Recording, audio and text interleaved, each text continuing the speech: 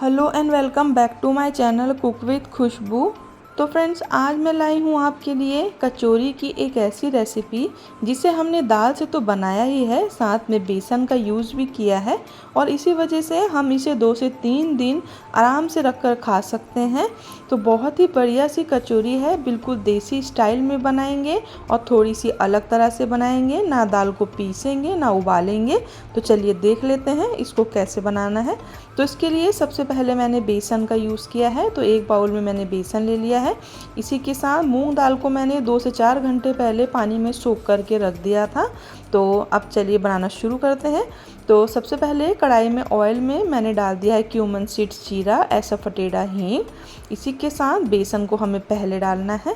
तो अक्सर आपने देखा होगा कि बेसन कचौरी में डलता तो है लेकिन सिर्फ 1 चम्मच, लेकिन आज हम बेसन की क्वांटिटी को ज़्यादा ही बढ़ा के बनाएंगे।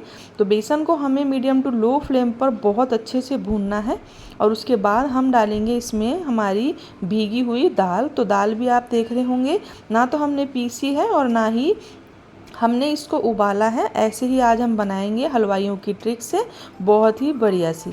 तो अभी देखिए दाल भी भुन गई थी, तो मैंने half tablespoon turmeric powder हल्दी, हाफ़ टेबल स्पून सॉल्ट नमक, 1 tablespoon red chilli powder लाल मिर्च, हाफ़ टेबल स्पून कश्मीरी लाल मिर्च का पाउडर, थोड़ा सा फिनल सीड्स डालेंगे हम, सौंफ, और इसी के साथ 1 टेबल स्पून कोरिएंडर पाउडर, पिसा धनिया, half table spoon black salt, काला नमक डाला है। इसका टेस्ट कचौरी में बहुत अच्छा आता है। सबको मिक्स करेंगे और बिना पानी के ही हमें इसको भूनना है। 1 चम्मच हम डालेंगे साबुत धनिया, सौंफ, जीरा और साबुत लाल मिर्च का पाउडर बनाकर। तो कचौरी में इसका टेस्ट बहुत अच्छा आता है। तो इन चारों ही चीज़ों को आप पाउडर बनाकर ज़रूर से डालें। अब ऊपर से मैं डाल दूँगी कसूरी मेथी। सबको अच्छे से हम 2 से 4 मिनट के लिए अच्छे से भून लेंगे और अब हम गैस की फ्लेम को ऑफ कर देंगे। तो अब देखिए मैं इसमें डाल रही हूँ अमचूर का पाउडर, हरी मिर्च और हरा धनिया। तो पहले मैंने इसलिए नहीं डाला क्योंकि हरी मिर्च और धनिया का जो टेस्ट है इस तरह से ऊपर से डालने से कचौरियों में बहुत अच्छा आता है। तो अब हम इसको मिक्स करेंगे और उसके बाद जब ये ठंडी हो जाएगी तभी हम इसका यूज़ करेंगे। अब आटा लगा लेते हैं। तो सबसे पहले मैंने मैदा ले लिया है 250 ग्राम और उसी के साथ मैंने 4 से 5 बड़े चम्मच सूजी डाल दी है। इसमें हम डालेंगे घी और साथ में ऑयल भी डालेंगे। तो मोयन जितना अच्छा होगा कचौरियाँ हमारी उतनी ही अच्छी बनती हैं। हाफ़ टेबल स्पून हम इसमें सॉल्ट डालेंगे। सबको अच्छे से हमें मिक्स करना है। तो इस चीज़ का ध्यान रखें कि कचौरी में घी जो होता है उसका मोयन बहुत अच्छे से दिया जाता है। इतना मोयन देना है कि हाथों से मिक्स करने के बाद इस तरह से एक मुट्ठी जैसी हमारी बन जाए। तो अब हम क्या करेंगे, पानी का यूज़ करेंगे। और जैसा कि कचौरियों को हमें ना तो बेलना होता है और ना ही हमें लोई को बेल के बढ़ाना होता है, हाथों से कचौरियाँ बनती हैं। तो मैदा जो है बहुत ही सॉफ्ट सा हमें लगाना है। जितना सॉफ्ट हमारा मैदा लगेगा कचौरियाँ उतनी अच्छी और फूली फूली हमारी बनेगी। तो इस तरह से मैदा को 15 से 20 मिनट रेस्ट के लिए रख देंगे।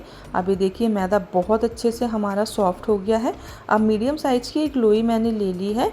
तो इसको मैं इस तरह से हाथों से गोल करूंगी और प्रेस करने के बाद सूखा जो मैदा होता है उसमें हम लगाएंगे और उसके बाद हमें इन्हें अपनी फिंगर से ही बढ़ाना है। बेलन का यूज़ हमें बिल्कुल नहीं करना है। तो इस तरह से आप मुझे बोलने से ज़्यादा आप देखेंगे तब आपको समझ में आएगा कि मैं किस तरह से इसको बना रही हूँ। साइडों से हमें पतला रखना है और बीच से हमें मोटा रखना है क्योंकि बीच में हमारी फिलिंग है। बीच से पतला हो जाएगा तो फिलिंग फट के बाहर निकल आएगी, तो ऐसा बिल्कुल नहीं करना है। ये देखिए थोड़ा सा मैंने इसको हाथों से बढ़ा लिया है। अब ये फिलिंग जो मैंने तैयार करी थी बेसन दाल की, इसको हम 1 से 1.5 चम्मच ही इसके बीच में रखेंगे। ज़्यादा एकदम से फिलिंग नहीं रखेंगे वरना वो क्या होगा, ऑयल में फट जाएगी और सारी फिलिंग बिखर जाएगी। अब ये देखिए आप साइडों से इस तरह से जैसे प्लेट्स डालते हैं इस तरह से करने के बाद बीच में सबको इकट्ठा कर लेंगे और गोल गोल घुमाते हुए उसी जगह पर जहाँ पर हमारी दाल है वहीं पर हमें इसको इस तरह से प्रेस करना है। अब बिल्कुल भी मैदे का यूज़ मैं नहीं करूँगी और इस तरह से हाथों से देखिए आप फिंगर से मैं बढ़ा रही हूँ और उसके बाद फिर से इसी तरह से हमें बढ़ाना है। इससे क्या होता है कि बीच की जितनी फीलिंग है वो साइडों में भी आ जाएगी। तो ये देखिए कितनी बढ़िया सी कचौरी हमारे हाथों से ही बन गई है। इसी तरह से सारी ही कचौरियों को बनाकर मैं तैयार कर लूँगी। तो ये देखिए मैं आपको दिखा देती हूँ, सारी ही कचौरियाँ मैंने तैयार कर ली हैं। एक साइड पर मैंने मीडियम टू लो फ्लेम पर ऑयल को गर्म करने के लिए रख दिया था और उसमें मैं 2 कचौरी को पहले डालूँगी। अलट पलट कर सेकेंगे और उसके बाद हम क्या करेंगे कि कचौरियों को निकाल लेंगे। तो कचौरियों को हमें पूरी तरह से फ्राई नहीं करना है, ये भी हलवाइयों की ट्रिक है।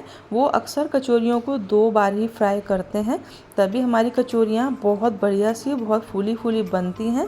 तो हमारे यहाँ जब भी कभी हलवाई लगता है और कचौरी बनती है तो मैंने उन्हें इसी तरह से बनाते हुए देखा है, इसीलिए मैं आपको यही ट्रिक बताऊँगी।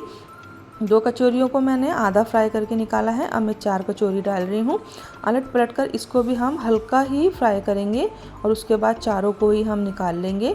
और सेकंड राउंड में जब मैं फ्राई करूँगी तब मैं आपको दिखाऊँगी कि कचौरी हमारी कितनी अच्छी बनी है। तो एक बार फ्राई करने में कचौरियाँ ज़्यादा फूलती नहीं हैं, ना ही बहुत खस्ता बनती है। तो इस ट्रिक को आप ज़रूर फॉलो करें।